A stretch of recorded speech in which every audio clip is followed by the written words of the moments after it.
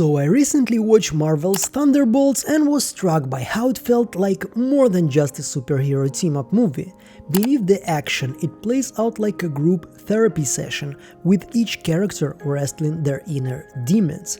As a fan of both Marvel and mental health, I couldn't help but view the film through the lens of Internal Family Systems, or IFS.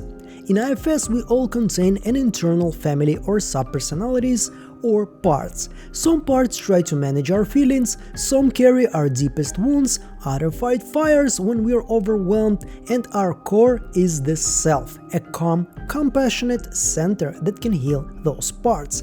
In Thunderbolts, each member of the team has their own trauma and coping mechanisms that uncannily mirror these IFS roles. In this analysis, I'll explore the main Thunderbolt characters, Yelena Belova, John Walker, Bucky Barnes, and the troubled Sentry Bob Reynolds, identifying their psychological wounds and how they cope. We'll see how the film symbolically externalizes their exiles in dreamlike sequences and why those harsh methods fail to heal. And as we unpack Sentry's dark alter ego, the Void, we'll understand it as an extreme firefighter part, reacting with destructive control whenever Bob is emotionally overwhelmed. Throughout, I'll contrast the film's drama with how real IFS therapy would approach trauma, with patience, compassion, and internal dialogue rather than forced re-exposure. So let's step into the mindspace of the Thunderbolts and their inner worlds. Now, before diving into the characters, let's quickly clarify the IFS model. In IFS, a person's psyche is like a family of parts, each with a role. We have the exiles. These parts hold our deep wounds, the traumas and pain, the bad stuff we tend to repress. An exile might carry childhood abuse, grief, shame, or any hurt that feels overwhelming. We often lock this away because they're too painful to face. We have also the managers. These are the proactive protectors. Managers' parts try to keep us in control and prevent the exile's pain from bubbling up. They handle our daily functioning and do whatever it takes to avoid triggering those buried wounds. A manager might make someone perfectionistic, people-pleasing, or emotionally guarded, all in service of never feeling that old pain again. We also have the firefighters. When an exile does get triggered and floods us with pain or panic, firefighter parts rush in as an emergency response. They'll do anything to douse the flames of hurt, sometimes in reckless or destructive ways. Think of the urge to numb out with alcohol, lash out in rage, or dissociate when overwhelmed. Those impulses are firefighters trying to pull the fire alarm on our suffering. Firefighters are often unhealthy coping mechanisms, but they mean well in their own extreme way. They're protecting us from feeling unbearable pain. And finally, at our core is the self, which IFS says is our true essence beneath all our parts. The self is the source of qualities like calm, compassion, courage, clarity, and connectedness. When we are in self, we feel centered and caring. In therapy, the goal is to help our protective parts trust the self to lead, so we can gently heal our exiles rather than being controlled by our pain. The self is essentially our internal healer, the part of us capable of comforting our wounds and transforming our trauma with understanding. Now, with these concepts in mind, let's turn to the Thunderbolts and see how each character behavior reflects their managers, exiles, and firefighters, and whether their healing selves make an appearance. Let's start with Yelena Belova, the Florence Pugh character. She is often very sarcastic, she tough as nails, she is the heart of the Thunderbolts team. But beneath the jokes and combat skills lies a wounded child exile, formed by a brutal upbringing. Yelena's trauma originates in the Red Room, the Black Widow assassin program that stole her childhood. In the film, we get a haunting glimpse of one of her buried wounds. At one point, Yelena is forced to relive a Red Room memory, where as a young girl, she inadvertently led another fellow trainee to her death. This vision is one of Yelena's secret pains, a moment she carries deep shame and guilt for. It's her inner exile, the part of her that still feels like that helpless, regretful child. How does Yelena cope with such pain? True to IFS form, she has strong manager parts. Yelena's managers show up as her controlled, no-nonsense persona, the part of her that stays focused and on mission. So she will never have to feel that vulnerable again. She often cracks dry jokes and seems almost nonchalant in dangerous situations, which is a way of managing fear. By keeping herself sharp, skilled, and a bit emotionally distant, Yelena's manager parts ensure that the crippling guilt of her past doesn't surface. In IFS terms, her stoic professionalism is a protector, keeping the hurt little girl tucked away safely. But when that past is triggered, such as when Sentry's power yank her into that Red Room nightmare, more reactive parts can emerge. We might imagine Yelena's Firefighter as the part that responds to sudden emotional overwhelm with aggression and impulsivity. For instance, if someone she cares about is threatened or if a painful memory is stirred, Yelena is prone to lash out fiercely rather than show hurt. In the film's vault scene, right after enduring the traumatic vision, Yelena doesn't collapse. Instead, she snaps into a protective mode, physically shielding Bob from potential harm. That response, immediately taking action, weapon in hand, guarding someone, is very much a firefighter instinct kicking it to manage the emotional shock she just felt. It's easier for Yelena to fight external enemies than to face the enemy within. Her sarcasm and combativeness often fight the fire of any rising sadness. Despite all this protective layering, we catch glimpses of Yelena's self, her core, compassionate side. She truly cares about others. We saw that in the Black Widow with her family, and here as she grows protective of Bob. In the climax, Yelena is the one who walks straight into Void's darkness to save Bob. This is her character growth that takes enormous courage and compassion as she trudges through endless room of her own painful recollection to reach Bob. It's like Yelena's self, brave and empathetic, is leading the way, willing to face her exiles head-on for the sake of someone she loves. This act of compassion becomes healing not just for Bob, but for Yelena herself. By the film's end, Yelena stands as a nurturing leader, helping form a new team. It suggests that herself is growing stronger, able to embrace her pain rather than just repress it, and to genuinely connect with others. Still, her journey shows how much unhealed hurt she carries, and how her witty, formidable exterior has been a shield for that inner wounded child all along. Now let's talk about John Walker, our fallen hero. Now John Walker, Wyatt Russell's character, known as the, previous Captain America, has grappled with trauma and shame ever since we met him in The Falcon and Winter Soldier. In Thunderbolts, we see a new layer of John's emotional pain that deeply influences his behavior. John's exile, the core wound he buries, turns out to be a very personal anguish, the collapse of his family life.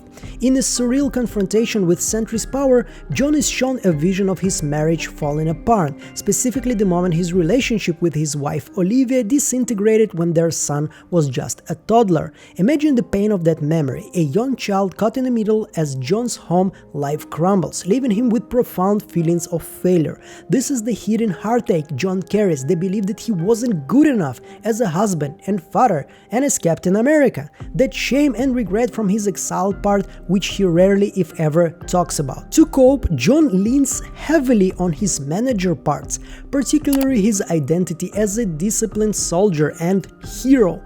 John managers drive him to be hyper-focused on duty, honor, and control. We saw this when he tried to live up to Captain America's legacy. He was rigid by the book and desperate to prove himself worthy. That wasn't just ego, it was his manager's strategy to never feel that domestic failure again. If John can be a perfect soldier and earn public respect, maybe he can silence the inner voice that says he is a personal failure. Throughout Thunderbolts, even when tensions run high, John often defaults to taking charge and following orders. For example, example, initially fighting Yelena and the others in the vault because these were his instruction. Despite the moral uncertainty, sticking to a mission is safer for him than dealing with messy feelings. It's his way of keeping that hurt exile locked down. However, as we know, John Walker also has a notorious firefighter part, the side of him that explodes when his deep pain or insecurity is triggered. We witnessed his firefighter in action in an earlier chapter of his life, when his best friend Lemart was killed in combat. John's grief and powerlessness, once again the exile feelings, burst out as a blind rage, leading him to brutally kill an enemy in front of a crowd. In IFS terms, that violent outburst was John's firefighter taking over. He literally fought fire with fire, pouring his fury onto someone else to avoid feeling the devastation inside. In Thunderbolts, after Sentry's vision makes John relieve his family trauma, he doesn't go on a rampage. Okay, but we can imagine it shook him. His instinct might still be anger or denial. Perhaps he clenches his jaw and immediately blames Bob's power, or throws himself even harder into the fight at hand to drown out the inner turmoil. Firefighters often seek quick, drastic action, and John's aggressive tendencies fit that profile. Throughout the film, he struggles with frustration and a sense of betrayal. These reactions hint at how precariously he is holding his hurt inside.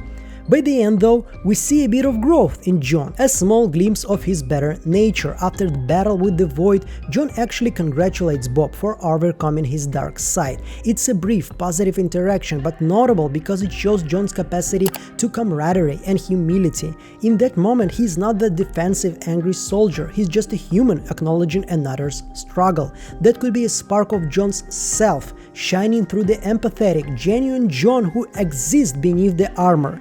Perhaps facing his own demons, even unwillingly, softened him slightly, reminding him what really matters. Still, John's journey toward internal harmony is far from finished. His manager and firefighter parts are strong, and without true healing of that exile, IFS would say John needs to turn inward with compassion, to forgive that hurting part of him, rather than constantly trying to outrun it with medals and missions. Let's talk about Bucky Barnes, the Winter Soldiers. Now, few characters in the MCU carry as much trauma as James Bucky Barnes. By the time of Thunderbolts, Bucky has come a long way from his Winter Soldier days, but the scars of his past still inform everything about him. Bucky's exiles are numerous and heavy. At his core is the pain of decades of brainwashing and violence. He was forced to commit atrocities as the Winter Soldier, murdering innocents and even friends. The guilt and horror of those actions, done with his own hands, while not in control of himself, weigh on him as deep shame. He also carries the trauma of losing his best friend Steve. There's the memory of falling from a train in the 1930s and being captured by Hydra, and the torture and conditioning that followed.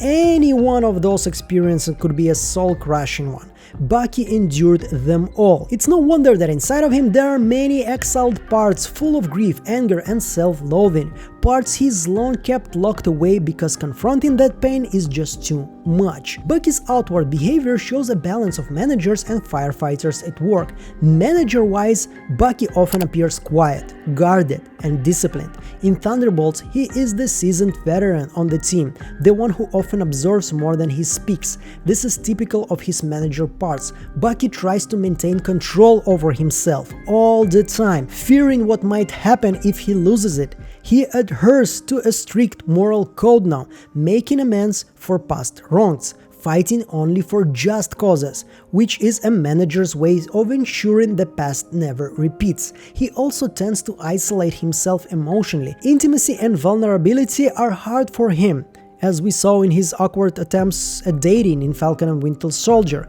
That emotional distance is a manager strategy. Don't get too close to people, don't open up, and you won't get hurt or hurt them.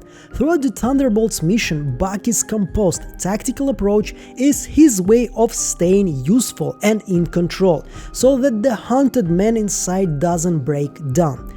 Yet, Bucky isn't all stoicism. We know he has a firefighter part that can surface when triggered, particularly as remnants of the Winter Soldier's programming or simply his fight response. In the past, certain trigger words could instantly unleash a literally different persona in him, an extreme case of a part completely overriding the self.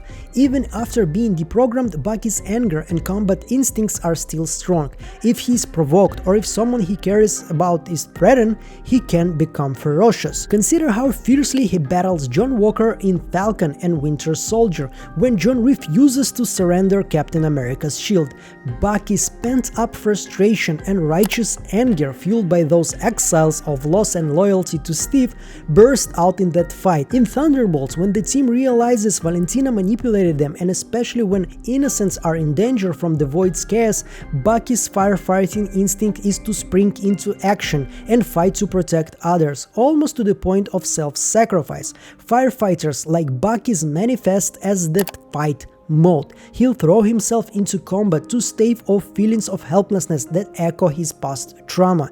It's easier for him to trade punches with a nearly invincible man than to sit with the ache of his own regrets. What's beautiful in the film, though, is seeing Bucky's capacity for empathy and leadership start to shine, suggesting his self is stronger than he himself believes. In this surreal climax inside the Void's darkness, each Thunderbolt faces personal nightmare memories. We can imagine what Bucky's might have been. Perhaps a room where he sees himself as the Winter Soldier choking the life out of an innocent victim, or a play of the moment he killed Tony Stark's parents, or even the sight of Steve looking disappointed in him. Instead of succumbing, Bucky pushes through those tormenting visions alongside his teammates.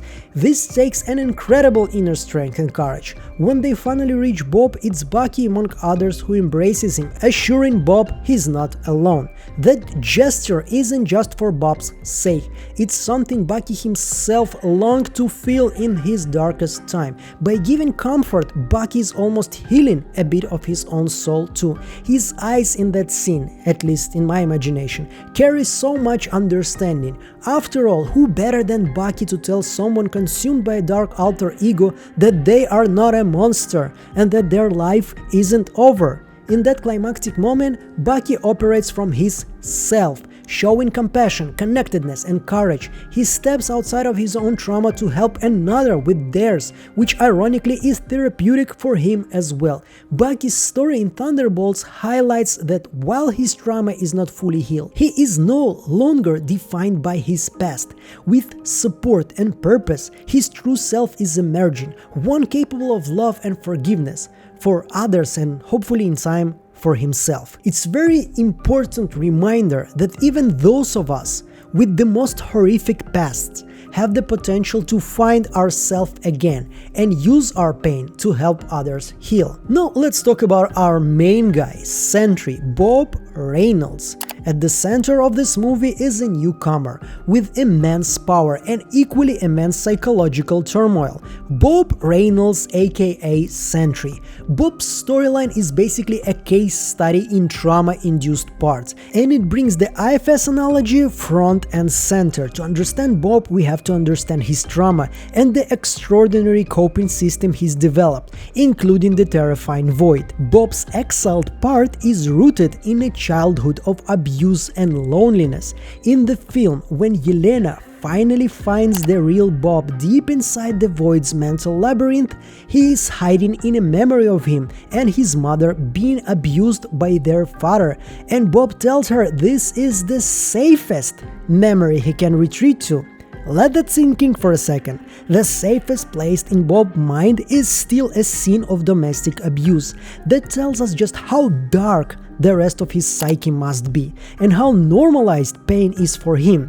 This exile, the terrified, hurt little boy who just wanted to be safe— I'm just getting angry as soon as I'm talking about this, I'm sorry, let's get back to my script— is at Bob's court. It's the source of his insecurity, self-loathing, and fear of being alone. Throughout the film, Bob appears shy, kind, and a bit lost, which reflects that wounded child inside him. He mentions he volunteered for the Project Sentry experiment in hopes of overcoming his dark past and becoming something better. That very choice hints that Bob's primary manager part is a yearning to be a hero, to be good and strong, so that he'll never be that helpless child again.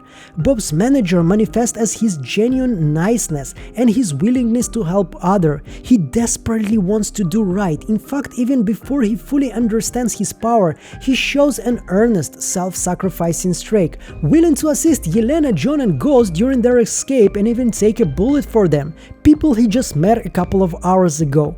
This is Bob's manager at work. Be useful, be kind, maybe then you'll be loved and it won't hurt so much. It's a noble impulse, but it also hints at how badly he wants to suppress the darkness he feels inside.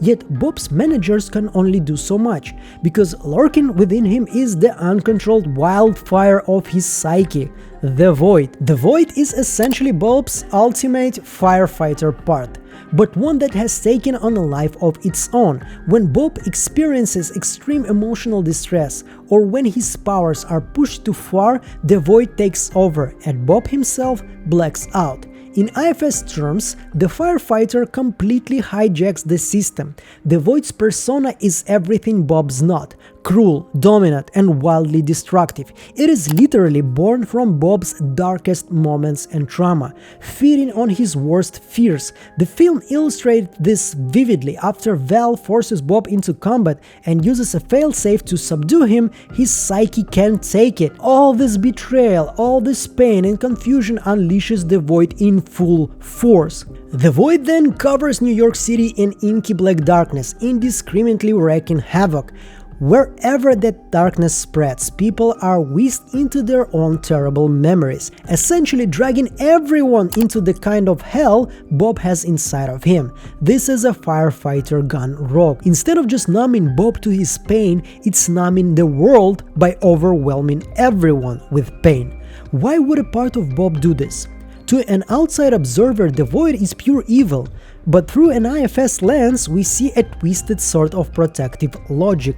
The Void acts are extreme destructive control, because it believes that's the only way to handle the overwhelming hurt.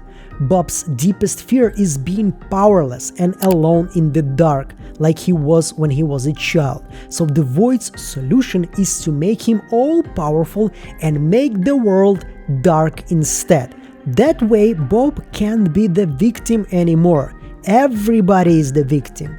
The Void literally tells Bob the cruel refrain of his insecurities, things like "you will be alone no matter what," taunting and breaking him down. This is akin to an inner critic voice that has gone ballistic. If Bob starts to feel hope or connection, the Void smacks it down, because hope opens you up to hurt. The Void seeks dominance over Bob as a way of ensuring no one can ever hurt Bob again, even if it means Bob himself disappears. It's the ultimate firefighter strategy, complete annihilation of vulnerability. In a perverse way, the Void thinks it's saving Bob. By becoming the darkness, it tries to convince Bob to surrender all control. "Let me handle this." Feeling is too painful. Of course, the Void's reign only causes more trauma, both to Bob and everyone around him, which tragically reinforces the cycle. Bob will wake up with even more guilt and horror at what he did, giving the Void more ammunition of shame. Throughout the chaos, when Bob briefly surfaces as Sentry, his heroic persona, he struggles to contain the Void and refuses to hurt his new friends, showing his innate goodness. But once the Void is fully unleashed, Bob's conscious self retreats. He literally locks himself inside a memory, that safe room he was talking about from his childhood, safe in quotation mark, dissociating while the firefighter rampages. This dissociation is classic in trauma. Bob's only refuge is to hide deep within, leaving the protector part, the Void, in charge outside. It's heartbreaking to realize that Bob doesn't even remember the destruction he causes. When it's over, his mind wipes those events, as noted in the post-credits scene. The amnesia is another protective mechanism, the mind shielding him from yet more guilt. What finally stops the Void destructive spree is not a fancy device or a super-powered punch, but a profound human moment. Yelena and the others reach out to Bob with compassion. In the emotional climax, Yelena literally walks through the darkness, finds Bob in that mental room and embraces him along with Bucky, John and Ghost, all of them assuring Bob, "You are not alone, we are here for you." This scene gave me chills because it's essentially an IFS healing moment externalized. Surrounded by the warmth of his teammates who have become friends, Bob mustered the strength to confront the void. Their words and physical comfort bolster Bob's self, his own core strength and love to reassert itself. With their encouragement, he fights back against the void from the inside, effectively telling that overzealous firefighter, "Stand down, I'm not alone and I can handle this." The void is vanquished not by force, but by acceptance and love. Light returns and Bob is left dazed but free, cradled by people who care about him. In IFS, we'd call this an unburdening moment. The exile, Bob's hurting inner child, finally received the comfort it needed. You are safe, you are not alone, causing the firefighter, the void, to relax its grip. It's an incredibly touching portrayal of how healing trauma requires connection. Though Bob doesn't recall the details, something in him has shifted. He is now part of supportive family, the new Avengers, as Yelena dubs them, rather than an isolated soul.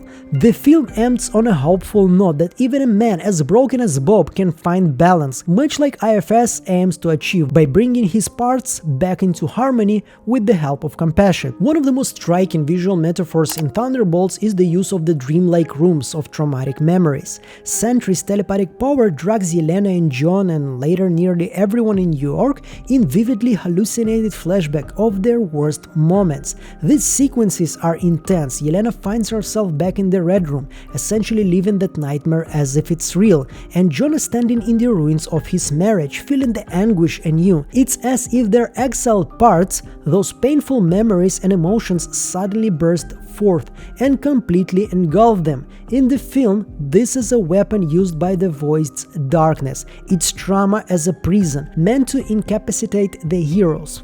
From an IFS perspective, it's as if the lock on the exile door is broken and all the raw pain comes flooding out without warning. This kind of forced re-exposure to trauma is overwhelming and, as we see, paralyzing. Yelena wanders through what seems like an endless loop of her worst days, and the same is implied for each character caught in the void. They each must literally fight through those inner demons to escape. What's critical to note for me here in this video is that this method of confrontation fails to heal anyone. Yelena doesn't come out of her Red Room vision magically healed of her childhood trauma. If anything, she's just re-traumatized by it until she steels herself to push it aside. John reliving his family heartbreak doesn't mend his marriage or bring him closure, it just hurts all over again. The Void's approach to therapy, if we can even call it that, is like throwing someone into the deep end of a pool to teach them to swim, while they're chained to a weight. It's cruel and counterproductive. In psychological terms, what Sentry's power does is more akin to flooding, an outdated, often damaging attempt at therapy where a person is exposed intensely to their fears or trauma, with the idea that they'll get over it somehow. In reality, flooding can re-traumatize and cause a person's protective defenses to fortify, not heal. We see exactly that. Each of the Thunderbolts initially responds to these visions by relying on their protective parts, managers and firefighters, to survive the onslaught. Yelena's protective part charges forward determined to find Bob. John's stubborn resilience kicks in. Bucky's soldier instincts go on autopilot. They are not processing the emotions, they are enduring them. Real-life trauma therapy, especially something like IFS, is very different from what the Void puts these characters through. In IFS, healing trauma is gentle, compassionate process. Rather than forcing the person to relive horrors at full blast, a therapist would help the person access their self, that calm, safe inner stay, and from there gradually approach the exile with care. For example, if Yelena were in IFS therapy, the therapist wouldn't drop her unprepared into a vivid Red Room flashback. Instead, they might have her imagine that young girl she once was, and do so with the supportive presence of Yelena's adult self right there. They would encourage Yelena to speak internally to that hurt child part, maybe saying, "I'm here now, I see your pain." The exile wound only be encouraged to share its story if it felt safe, and the instant things got too intense, the therapist would help pull back and reground in the present. The key is choice and compassion, the very things the Void's method lacks. Yelena's little girl past doesn't need to be hurt and comforted. The same goes for John. Rather than yanking him into the worst fight with his wife on loop, a therapist might help John Carret's self sit with the heartbroken part of him in small doses, maybe by recalling a simpler memory of feeling lonely and showing that part warmth and understanding. Over time, John could grieve and possibly forgive himself instead of just feeling the scab ripped off again. The contrast is stark. Forced re-exposure, as the Void does, reopens wounds, whereas IFS-style therapy tends to those wounds with care so they can finally start to close. In the film, ultimately, it's the compassion of the Thunderbolts for each other that succeeds where the Void brutality fails. Yelena walking through her pain to hug Bob, the team literally pulling each other out of nightmare rooms. These are acts of love and connection. That's what breaks the cycle. It's a powerful message. Healing doesn't happen in isolation, and it certainly doesn't happen by force. It happens through understanding, patient, and often with the support of others.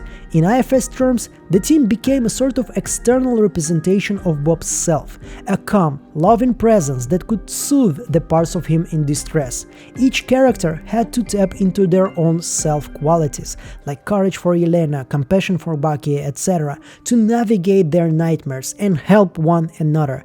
This teamwork and empathy is much closer to real therapeutic healing than any kind of mental trial by fire. So in Thunderbolts, Marvel delivered an action-packed story that also served as a thoughtful meditation on trauma and healing. By examining Yelena, John, Bucky, and Bob through the internal family system lens, we see that even superheroes or anti-heroes can be driven by their inner parts, struggling to protect them. Each character bears invisible wounds, a little exiled part of them holding hurt and sorrow. Yelena's childhood guilt, John's sense of failure, Bucky decades of pain, Bob's fear and abuse. These are the secret burdens they carry. To survive, they each develop protective personas. Yelena's brave front, John's soldierly discipline, Bucky's stoicism, Bob's eager to please heroism. And when those old wounds threaten to surface, they each have their version of Cold Red. Yelena's ferocity, John's anger, Bucky's Winter Soldier instincts, and of course Bob's cataclysmic void. These strategies align perfectly with IFS managers and firefighters, which speaks to a universal truth. No matter how strong or cool we appear, inside we often have parts of us frantically trying to keep us safe from our own hurt. The movie's imaginative depiction of being trapped in your worst memories was a powerful illustration of what it's like when trauma is unhealed. It traps you. But the resolution of the film is equally powerful. It suggests that healing comes from understanding and support. In the final act, none of the characters conquered their trauma alone or by force. They did it by literally reaching out to each other. The solution wasn't to suppress the pain further or to destroy the painful memories. It's impossible, as the Void proved it. It was to face them together. Yelena extending her hand to Bob, Bucky and the others following despite their own fears. That unity and compassion is what turned the tide. It's a cinematic reminder of an essential IFS principle. Our parts, even the scary ones, tend to relax when they feel truly heard, loved, and not alone. So if you watch Thunderbolts, I invite you to look beyond the punches and explosions. Notice the emotional arcs. You might just see reflection of IFS in action. Managers trying to keep it together, exiles crying out, firefighters flaring up, and even so often the self shining through when a character shows genuine vulnerability or kindness. It's a reminder that inside each of us there is a little team that needs understanding and care. And with a bit of superhero courage and therapeutic compassion, we can all become leaders of our own internal Thunderbolts, uniting our parts and turning our darkest moments into sources of strength.